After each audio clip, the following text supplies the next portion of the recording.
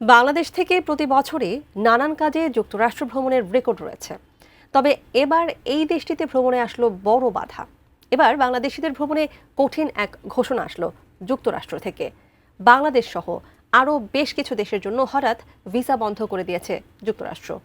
হঠাৎ কেন এই কঠোর সিদ্ধান্ত, আর কাদেরই বা কপাল পড়ছে, বিস্তারিত জানাচ্ছেন সাদিয়া সিদ্দিকা।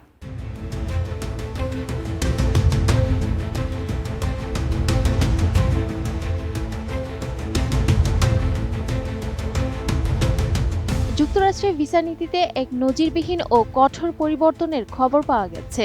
ফক্স নিউজের এক প্রতিবেদনে জানানো হয়েছে, বাংলাদেশ সহ বিশ্বের ৭৫টি দেশের নাগরিকদের জন্য সব ধরনের ভিসা প্রক্রিয়া অনির্দিষ্টকালের জন্য স্থগিত করেছে মার্কিন পররাষ্ট্র দপ্তর। পররাষ্ট্র দপ্তরের এক অভ্যন্তরীণ নথিতে উল্লেখ করা হয়েছে যে, ভিসা যাচাই ও নিরাপত্তা প্রক্রিয়া পুনর্মূল্যায়ন শেষ না হওয়া পর্যন্ত সংশ্লিষ্ট দেশগুলোর জন্য যে কোনো ভিসা ইস্যু করা হবে না।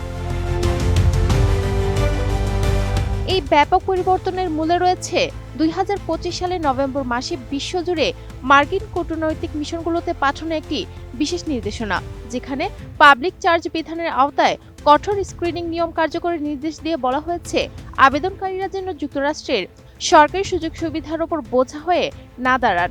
এখন থেকে কনসুলার কর্মকর্তারা আবেদনকারীর বয়স, স্বাস্থ্যগত অবস্থা, ইংরেজি দক্ষতা, আর্থিক সক্ষমতা এবং দীর্ঘমেয়াদী চিকিৎসা প্রয়োজন হওয়ার সম্ভাবনা আছে কিনা এমন নানা বিষয় পুঙ্খানুপুঙ্খভাবে যাচাই করবেন। এমনকি বয়স্ক বা অতিরিক্ত ওজনের আবেদনকারী কিংবা অতীতে সরকারি নগদ সহায়তা গ্রহণ করেছেন এমন ব্যক্তিদেরও ভিসা নাকচ করার স্পষ্ট নির্দেশনা দেওয়া হয়েছে। কোয়ালিটি সম্পন্ন আন্তর্জাতিক মানের still bar CSRM, committed for better still.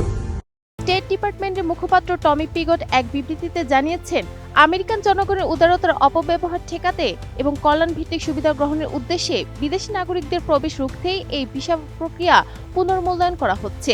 তিনি আরও উল্লেখ করেন, মিনেসোটা কেন্দ্রিক বড় ধরনের একটি জালিয়াতি কেলেঙ্কারির পর সোমালিয়াকে বিশেষ নজরদারিতে রাখা হয়েছে।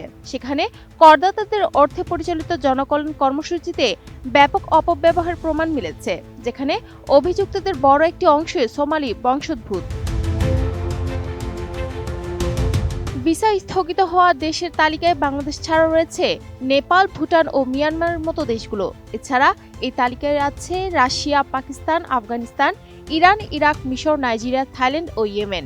এছাড়া Cuba, Colombia, Haiti, Libya, Sudan ও সিরিয়া সহ আফ্রিকা ও দক্ষিণ আমেরিকার বহু দেশ এই নিষেধাজ্ঞার অন্তর্ভুক্ত। দীর্ঘদিন ধরে মার্কিন আইনে পাবলিক চার্জ বিধান থাকলেও এর প্রয়োগ নির্ভর করত প্রশাসনের সিদ্ধান্তের উপর। বর্তমানে স্থগিতাদেশে ব্যতিক্রমের সুযোগ রাখা হয়েছে খুবই সীমিত। কেবল যারা পাবলিক চার্জ সংক্রান্ত সকল কঠোর শর্তে উত্তীর্ণ হতে পারবেন তাদের ক্ষেত্রে বিশেষ বিবেচনা করা হতে পারে। Sadia Siddika, ATN news.